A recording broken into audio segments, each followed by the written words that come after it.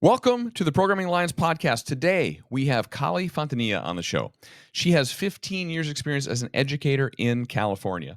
Noticing harmful ideologies being forced onto our kids, she stood up against the establishment and subsequently started her own K-12 accredited education platform called Exodus Institute. In addition to all that, Kali is well known for her sizable social media influence across all platforms, fighting against the woke agenda, and you've almost certainly seen some of her viral content and hilarious satirical takes. So without further ado, let's get into it.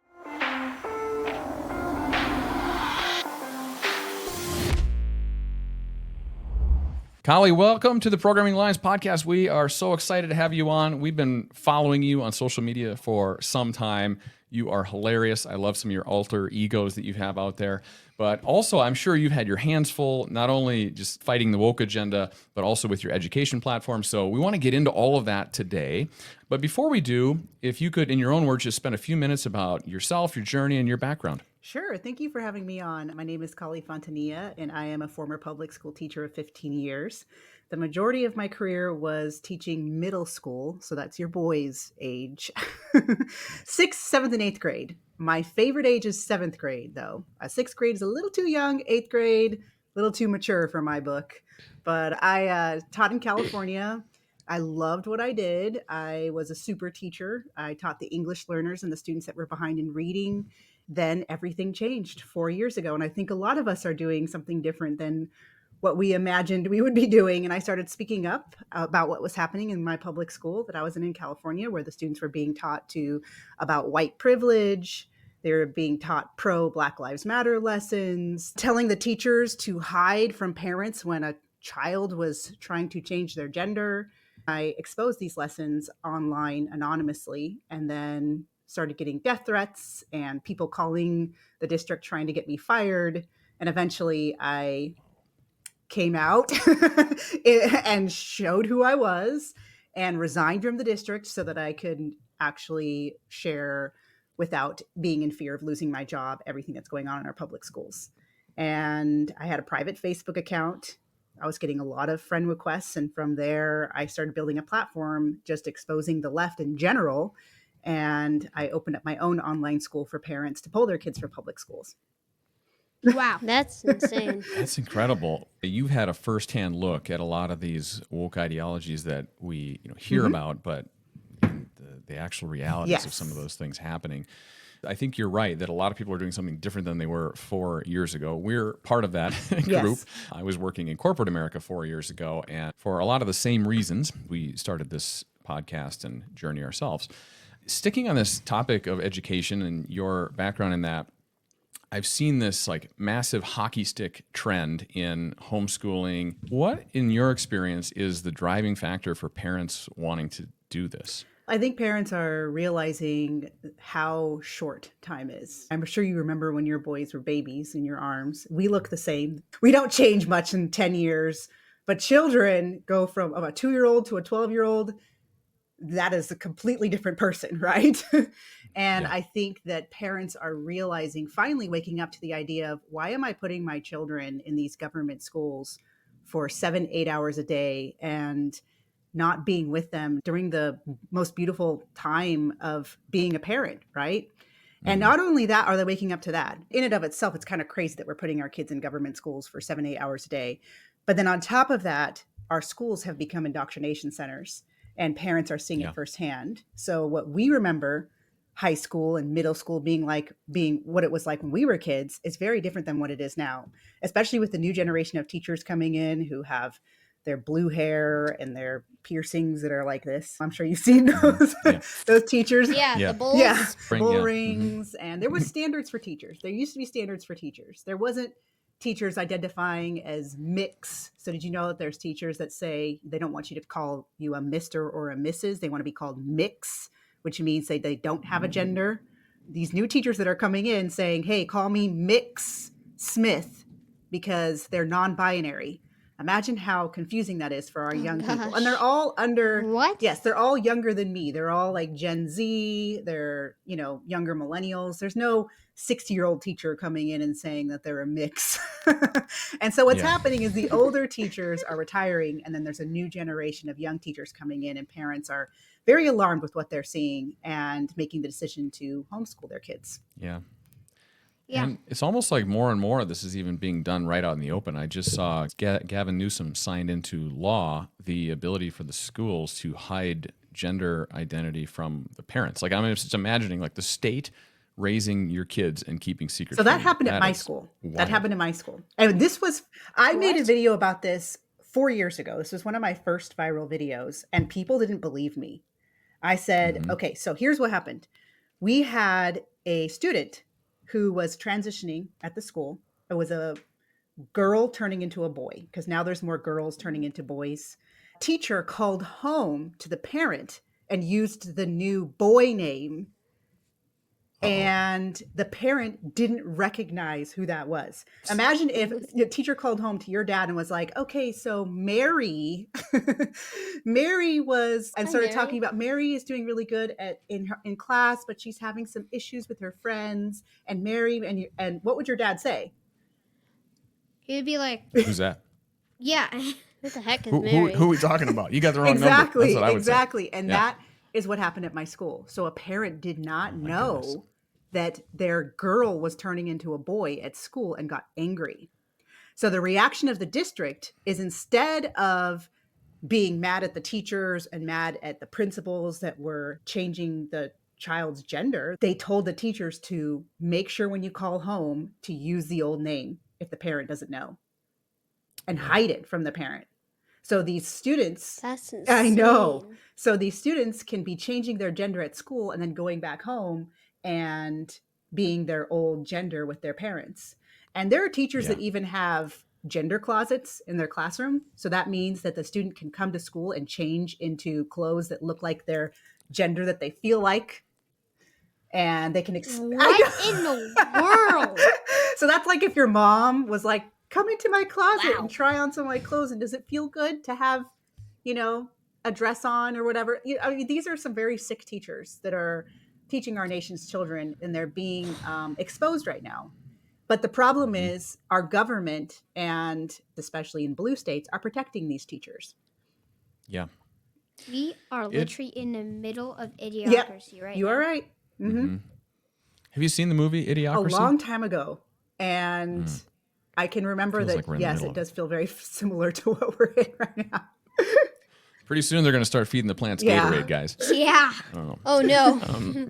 We want to definitely come back to the indoctrination piece, but before we do that, we wanted to learn a little bit more about your education platform and what that's all about. So, Exodus Institute, can you tell us more about what that does and how to get access to it? Sure. It's an online K through 12 school that is fully accredited nationally. So if you are in any state, you can come into our school and get a fully accredited program that has 0 teachers that are pushing a woke agenda. And it's a very straightforward educational program. There's no agenda. We just want to make sure our students know how to, and there's also a lot of extracurricular. So if they want to learn French, if they want to learn entrepreneurship, and basically the commitment with that is that it's just plain education without indoctrination. And we also have non-religious programs. So we have a Christian program and we have a non-religious program with that. Now, on top of that, we also have a second program that is a $20 a month enrichment program that's taught by me. And that's for parents that already have a homeschool curriculum, or their kids are still in public school and they want to make sure that they're getting lessons that counter the left. Yeah. That's the second program, and that's $20 a month. And it has lessons that debunk Black Lives Matter. It has lessons that go into what happened in Venezuela with the socialism collapse. And that's for 5th through 12th grade students. And we have 75 on-demand lessons for parents. We have some really good feedback, and those are taught by me or my husband. And since I'm a middle school teacher, I know all of the ways to make sure they're nice and engaging for students to enjoy these lessons. My only problem is that I do not market myself or my school enough. I probably share on my platform once a month about my school, which is so stupid. I should be sharing about it every day. But I'm not a social, I never asked to be a social media person. And so I'm still Okay. learning. Yeah. Even though you have 350,000 Yeah, followers. no, isn't that crazy? Maybe you can transition all those over to Yeah. us. Yeah. Those are some good people. I'm always willing to share. And that's the thing. We need every voice in this fight. And it's not a competition. I've helped other teachers get platforms. I had a teacher that got fired for refusing to use pronouns. She was a PE teacher and they wanted to let boys in the girls' locker room. Yeah. Oh my god. Yeah. Oh my god. And What is I know wrong? what is wrong with that. That's sexual abuse. Agreed. And she told the district no. And so the district fired her. And she contacted me and was like, hey, I need help. And I was like, let me tell you how to go viral. And ever since then, she's been on Fox News. She won a lawsuit. She was able to go all over the country and share her story. So I really don't think we need to be uplifting each other and making sure that we're, sharing. Because this is a fight we need to all be in right now. Oh my god. Agreed. We're meeting all kinds of cool people, and we find there's a lot of like-minded people, and we just got to get out there, organize ourselves, because the other side, I think, is largely winning because they are more organized, they're more assertive, they're more aggressive, and we're just like apathetic and sitting back generally. Hello. What are the plus and minuses of public schooling to homeschooling? Pluses and minuses of public schooling to homeschooling. I would say the only semi-plus of public school is that how much money does public school cost for a parent? A lot? None? Exactly. So for the parent, it's $0, right? Oh. So that's part of the reason. But is it actually free? Now, this is a good lesson in how the government works. But is that because who actually pays for public school? You. Yeah, Me. exactly. Our taxes. No, not me, not you guys. You're not paying taxes yet. And I actually do a lesson on that with my students. I give them all budgets, and they have to find houses on Zillow. That's one of our lessons on Think Yes It Is. They have to find cars on cars.com. They have to calculate their taxes. And it's really fun when the taxes conversation comes around, because then I tell students, oh, you don't like the taxes? Oh, this is why people vote Republican. Yes. That is we the can one try this. advantage of public school, is that it does not cost the parents any money right out of their pocket, at least up front, right? But free is not always free. And what you're doing is you're handing your kids over to being indoctrinated by the government. And also, public schools aren't very good at producing kids that are smart. I taught the low readers, so I was having ninth graders coming in who couldn't even decode. And if you know what decode is, they don't even know their letters. They don't know how to sound out words. And I had to sit down with them and teach them how to sound out words. This is when I transferred to the high school, because I also taught high school as well. And these ninth graders didn't know how to sound out words, and I had to teach them how to sound out words. They never had a teacher sit down with them and make sure they knew how to read, and they were still just being passed on to the next grade level. And how do you go through any class not knowing how to read? And we have a horrible literacy rate. Did you know that the average college student is reading at like a 7th grade level? So when a freshman is going into college, they're reading like a 7th grader. Yeah. Our schools are producing an illiterate nation. So that's one major disadvantage of public schools. But our homeschool students always outperformed public schools in academics.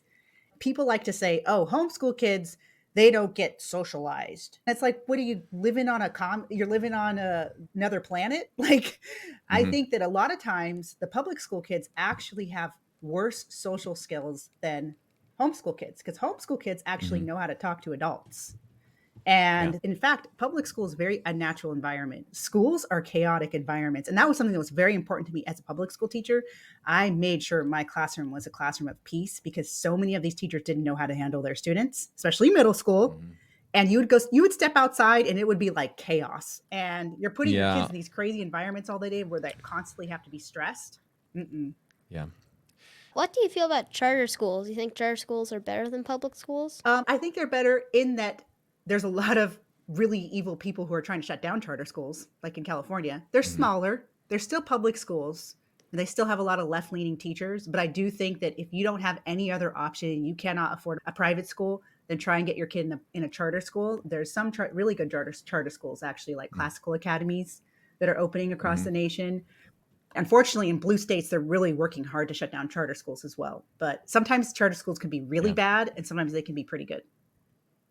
Yeah. Yeah. We're in Arizona, and Yeah, we're in the... Katie Hobbs doesn't like charter schools very much, but We are in a charter Oh, okay. school, and it's pretty good. It's classical Yes. education, no tech in the classrooms, things like Yes. that. And so for all those reasons, we really like it. But for other reasons, there are challenges. We get an education that's baseline to the average student, and depending on how many troublemakers there are in a class, kids get disrupted, and so it impacts the time during the day that the kids can focus. So myself and my wife are like a lot of parents, where our apprehension has been, will they get the social interaction, some of the conflict that they get at school, and unwinding that conflict is a part of growing up in life. But I think we're becoming more and more convinced that you can still get that through other means. If I look at the average school day, how much time is really being spent on effective learning, and then if we had more time, can the kids go deeper on the subjects that they really are passionate about, right? Like, Max, you love history, so you could spend a bunch of time on history, right? Exactly. Did you know that most of our founding fathers were homeschooled? Actually, all of them were. That's how Really? education was back in the day. It was parents and families and churches educating the children. And there was no formal public education in this country until the turn of the century. Something to be said about, we put so much trust in putting our children in these schools all day, thinking that that's going to be the best way for them to learn and to learn how to become productive citizens, when there are some other ways that could be even better. But I think a lot of it is Yeah. because we have parents that are working, and it's Yeah. schools kind of turned into a glorified daycare. Yeah. Yeah. Well, and putting my tinfoil hat on for a minute, I think that's also part of this grand plan is if we can boost inflation, then we require both parents to be working, then nobody's at home, then government can raise the child can grow up to be a factory worker dependent on the government and believe in everything that they tell them. It's crazy. Yes, you're right. And I don't think that's just a conspiracy theory. That's a fact. Our public education style is based out of pre-communist Russia, which was very already an oppressive society in of itself. And it's really about indoctrinating children and turning them into good factory workers, making Yeah. sure there's no Obedience. specialists, there's no genius.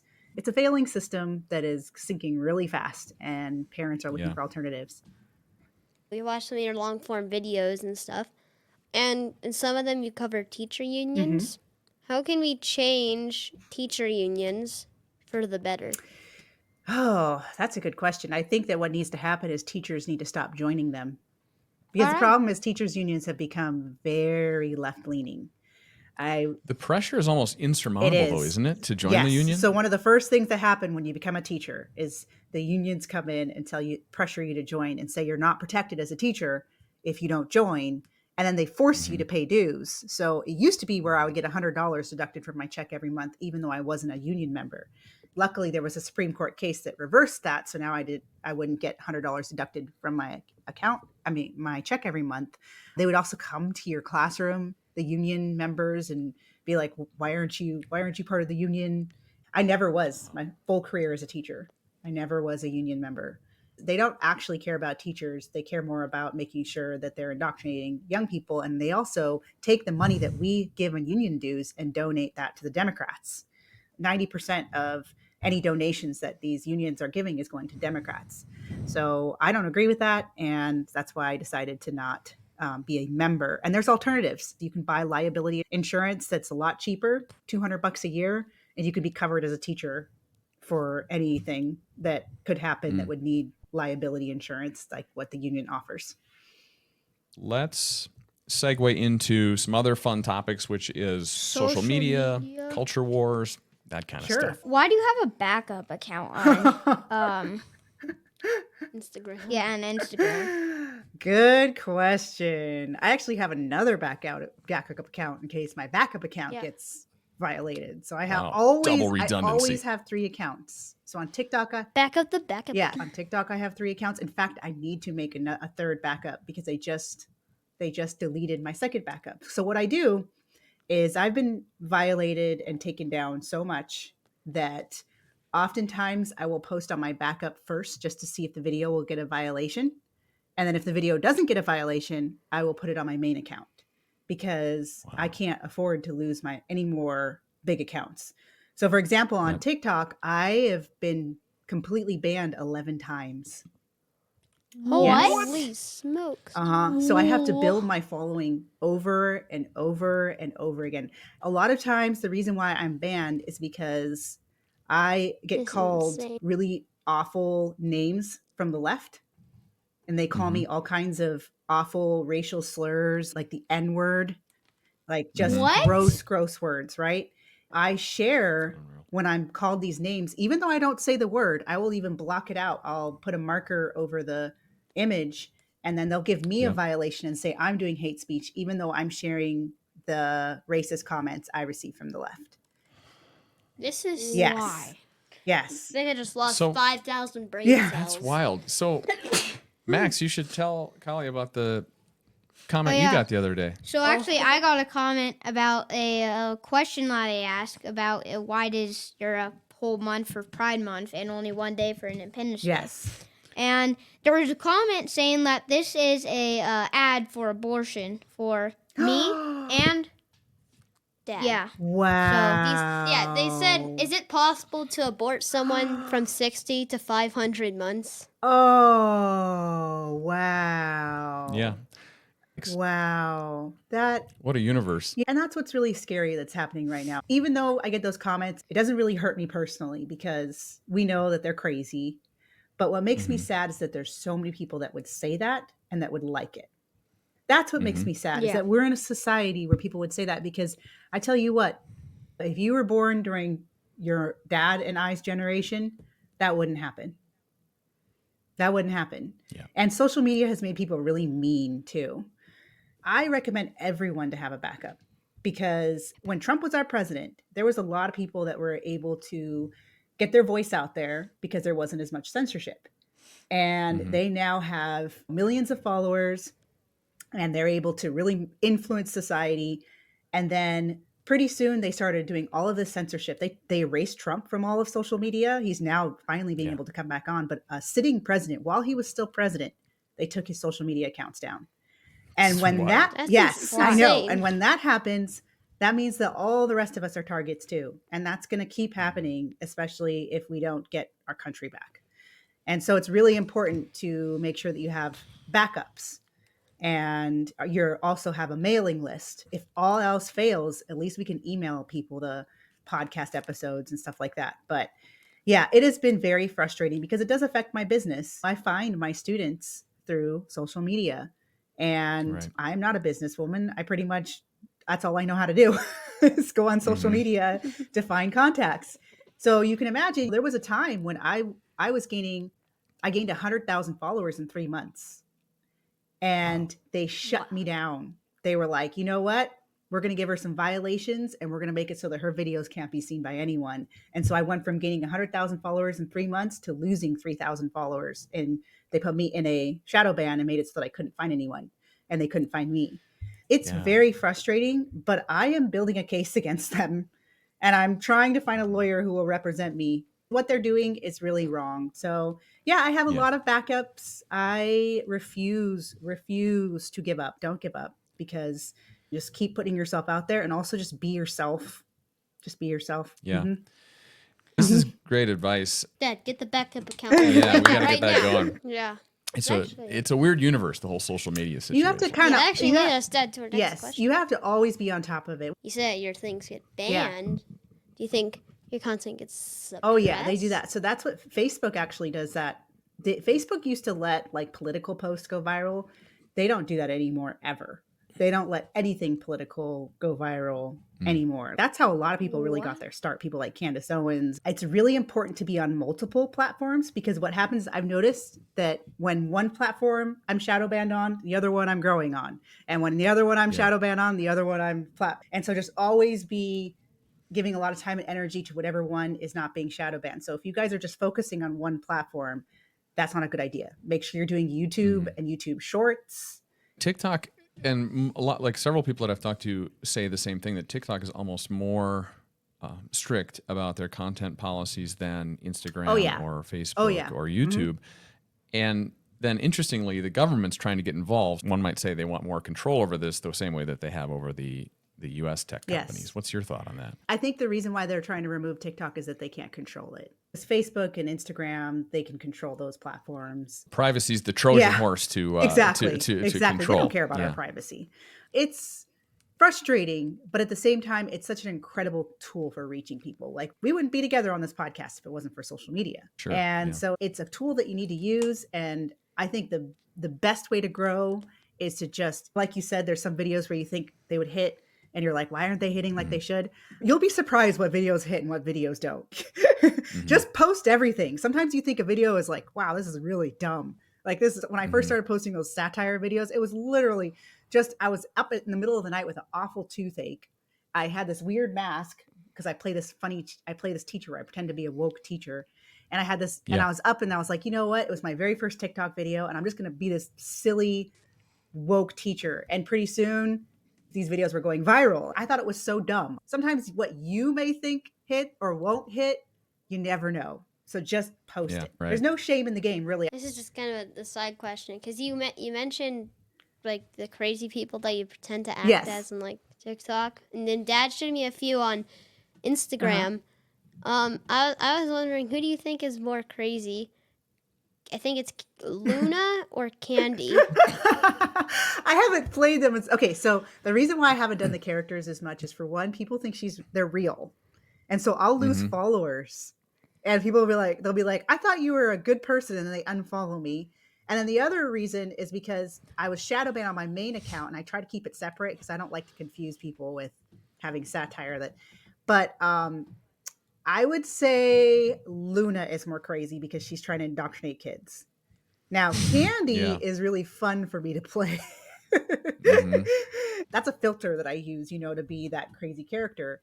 They actually got rid of that filter, and I think it's part of the reason is because of me doing that character. Oh, I thought you actually had like the mask. The mask is real. Yeah, the Luna one is real. Oh, yeah. that is. But some people really love the satire, and some people think it's like the worst. Like, I'm just so mean, and you shouldn't be mocking people, and that's very unchristian. I just remind them this is how God made me, and I think that it's very effective. Mocking something can be very effective. And it's showing that something is stupid, especially to young people. And men dressing as women and insisting that they are a woman, that you need to treat them like a woman and they need to go into the women's bathroom, that deserves to be mocked. Society should mock that out of existence. Yes. We have a flavor of satire to a lot of our posts. We enjoy that. It's fun. It points out some of the ridiculousness in things. Have you guys done a post where one of them is playing with a pink toy and you're just like, oh, he must think he's a girl. Pretend to be liberal parents. He has actually this blue hair and some crazy glasses. And we're thinking that we might do a funny I think it's a good idea. Yeah, I think we have some plans for that. Good. So yes, that's coming. Otherwise, we've just done takes about the ridiculousness, largely of gender ideology, giveaway programs and things. The community that I'd say it's like poking a hornet's nest is the LGBTQIA plus community. They're pretty organized. I've noticed is when we have a post like that, I'll see my stuff go into a mention or get forwarded, and there's a community that then comes in. They come in and attack like a piranha feeding frenzy on the post, and so then they'll all come in, light you up, and then try to suppress it through ratioing the post or whatever. I mean, they are organized, and part of it is because when people are doing wrong, they want others to affirm them. And you refuse to do that. You don't want to say, okay, yeah, you can do that. As long as we still exist, we're a threat to them until they've brainwashed a whole generation. Hence why we think it's so important for the kids to actually stand up for what they believe in and get kids more visible on some of these topics. And some of this is a little bit mature for kids, I'll admit, but we talk about these things at home. They're going to be exposed to it, and it might as well be the parent that's the first one to expose them to it. It's gonna happen. That's literally exactly what they tell us. Exactly. Maybe we can help other families think about and have the courage to stand up for their values and beliefs. I almost shut down all my social media last year, and that's with a pretty large following and relying on it for my income. It was too much to take in all the hate. I just want to live a normal life. You can get hate from the left, but you can also get some hate from the right too. But there's also a lot of support, of course. And every time I think about shutting down, you got to remember all the good messages that you've received. Messages from other young people that are inspired by you. I had a girl tell me that my post stopped her from getting an abortion and killing her own baby. Oh, wow. A lot of people in the UK, because my YouTube has about 10% UK followers. And I've had young people tell me your videos is what switched me from being a leftist to not being on the left anymore. So those kind of messages, you got to focus on the positive and also know that what you're doing right now is for the future. And no matter what, no matter what, we're headed towards some dark times if people don't stand up and do something. And so you guys may be experiencing some darkness from these people now, but imagine what it's like when they control everything. And we're doing what we can. That would be Goodbye, scary. world. Yeah, exactly. Goodbye, sayonara, a whole generation. Because if you look at the fall of Rome, you guys, my history, my young man who loves history, study the fall of Rome, because we're really going back. Already Yes. did. And we need to do everything we can to stop that, because once it's done, it's done. Your country's collapsed. You have nothing. We're living in awful conditions. Americans do not know how to survive without food and entertainment and all those things. We're not going to do very well with that. So right now you guys are fighting for your future, and that is so important. And even though it might have some negative stuff happening to you as a family, it's only making you guys stronger as a family though too. So keep it up. Keep it up. Yeah. Wow, that's We're having a good time, but there are certainly risks that come along with it. We need them to be super strong. They're going to have to overcome a lot. When I was your age, when I was 12 years old, I could not care about who the president was. We didn't watch the news. The news was the most boring thing on the planet back then. We didn't care as young people because we didn't have to, because the country was fine. It was stable. And right now, I actually feel sorry for young people in that you guys do have to care. You can't just be oblivious to what's going on in the news. I'm sorry that the adults messed up and we didn't protect the great country that we have like we should have. Yeah. wow. You guys got a lot to fix. Thanks a This lot, is why guys. we're programming lions. That's right. Exactly. And we do need to program lions. These two cubs are going to be two strong lions eventually, and hopefully great leaders and confident people in the next generation. That answered a lot of questions. Didn't it? Right? What do you think is holding people back from having the confidence to say what they believe? I personally experienced this in corporate America with my friends. I've now gone into this social media space. When I was in corporate America, I know that a lot of my colleagues felt and thought the same way, but when it came to like speaking out against something, whether it was DEI, ESG, or all these like destructive programs for the culture of a company, they would just go silent. I think it's a combo of two things: fear and lack of confidence. And I would say the second one is even bigger than the first one. So think about this. This is why I used to always tell my students, if you are guaranteed to be successful at something, whatever your dream is, I'm going to guarantee you that it's going to be successful, that you're going to make a huge impact, that you're going to make money on it. Like say I had a kid who wants to be a YouTuber and I'm like, it's going to be million subscribers. It's going to be your full-time job. Would you do it? Yes or no? Yeah, of course. If you're like, I'm going to do this because I'm guaranteed to be successful at it. And so I think a lot of people just don't have the confidence and they can't see the other side of it. What is this going to lead to? And that's what happened to me. When I first started speaking up, oh my gosh, I was still a public school teacher. I was speaking against Black Lives Matter at the time and no one was speaking against it. That's dangerous. Yes, no one, this was when it was like really bad to speak against Black Lives Matter. There was a police officer he was a Hispanic police officer and he used a bad word, but he said F Black Lives Matter as a post and he got fired. Right? Wow. And this was the same time I was speaking up. And it was very scary. I was like, I'm going to lose friends. I lost a lot of family members. I lost a lot of friends during that time. But I couldn't be silent about it. And I didn't know where it was going to end up. And now that I look back at it, I'm so glad I did speak up. The thing is, you just have to do in your heart what you're being called to do and what God is calling you to say. And he takes care of the rest. You are guaranteed success if you are doing what God asks you to do. And then the second thing is fear of losing your job, fear of being cut out of your family. And as someone who has gone through both, I resigned, but I pretty much was forcibly resigned because I loved my job. And I just knew that I couldn't stick with it because I had people who were calling to get me fired and all this stuff. And I also didn't want to teach in a mask. So that's part of the reason why I quit. Who wants to teach? No, I mean, I taught English learners. You need to be able to see the mouth and the smile. Fear stops a lot of people from doing things, and you're so afraid that you're going to lose something.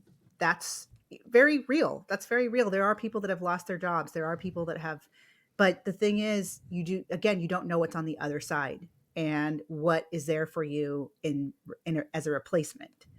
And so just do it, and also just learn how to do things afraid. Sometimes you have to be.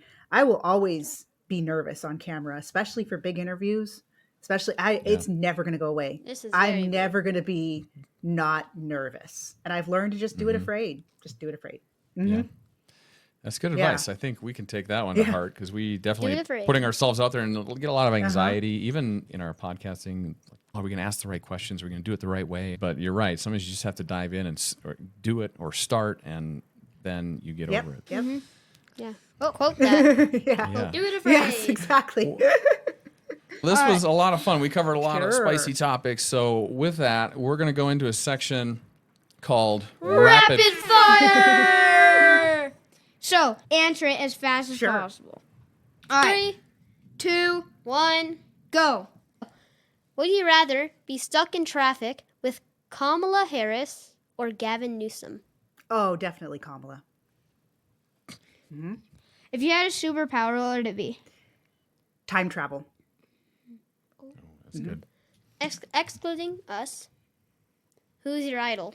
Excluding you, who's your idol? Corrie ten Boom. If you don't know who she is, you should get a book about her. Okay. Mm-hmm. All right. Would you rather die to a great white shark or flaming hot volcano? Flaming hot volcano, faster death. All right. Okay. Coolest invention in your lifetime? An air fryer. I love food.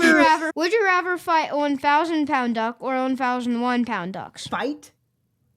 Yeah. I would train them to love me. That's my final answer. Okay. Would you rather be pure vegetarian or pure carnivore for the rest of your life? I've been a vegetarian my whole life. Oh, my mom's a vegetarian. Oh, interesting. I get a lot of hate for being a vegetarian, but... Have you ever been stuck in a bathroom stall without toilet paper? Absolutely, and there's things you can do. It doesn't really stress me out that much. Use your shirt to wipe your butt. Oh, geez. More like a sock. No. That's disgusting. Socks, that's a good alternative. That concludes Rapid Fire. Oh, I like that. That was a good part of the show. Oh, that that was fun. by far the best part. That's the thing that's the only reason why we I can see that. I love hypotheticals. I love them. Mm-hmm. Yep. Do you have any parting words of advice or wisdom for our audience? To make sure that you are taking care of yourself. Make sure that you're eating right, exercising, drinking lots of water, because we need people to be clear-minded. And I noticed last year when I was wanting to delete all my social media and I wasn't happy, I was having a hard time, it's because I wasn't taking very good care of myself. It turned a lion into a little sad little, what's the opposite of a lion? Goat. Yeah, goat. Thank you. And I was a sad little goat for way too long, for about 3 months. So I think everyone needs to be the best version of themselves during this time, and to really make sure they're being strong and doing what they need to do to be a strong human being to get through these crazy times. Okay. Well, that's good advice. And we're glad to have you back in full force. We certainly appreciate everything that you're doing out in the space and in the culture wars and all the crazy stuff going on. One last thing is, where is the best place for people to learn about you, get information about your services and education platform? Well, thank you for asking, and thank you for having me. My school, they can find at thinkexodus.org. So that's just the word thinkexodus.org. And then my social media is just my name, Kali Fontanilla, Fontanilla, first name Kali. And I'm on every major platform for now. For now, right? We'll absolutely link those into the description so everybody else can check out what you've got to offer. And it was a blast having you on. It was really nice. So many fun topics. I am way more comfortable in this interview than most because you have young people with you. Because you have, that's who I'm comfortable around. Is give me a room full of kids, and I'm much happier. If you enjoyed this content, please hit that subscribe button, like, share. Until next time.